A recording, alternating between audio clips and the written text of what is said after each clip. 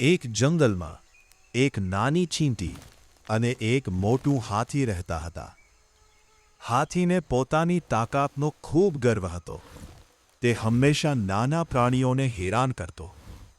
એક દિવસ તેણે ચીંટીને કહ્યું, "તું બહુ નાની છે, તું કંઈ કામની નથી." ચીંટી શાંત રહી. થોડા દિવસ પછી હાથીને તરસ લાગી અને તે પાણી પીવા નદી તરફ ગયા. અચાનક તે કાદવમાં ફસાઈ ગયા.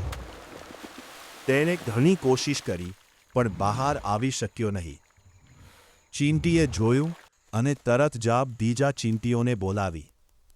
બધાએ મળીને હાથીને મદદ કરી અને તેને બહાર કાઢ્યો. હાથીને પોતાની ભૂલ સમજાઈ. તેણે ચીંટીને કહ્યું, "માફ કરજે, તું નાની હોવા છતાં સુંદર શક્તિશાળી છે." મોરલ: કોઈને નાનું ન સમજવું. દરેકમાં કંઈક સાહસ હોય છે.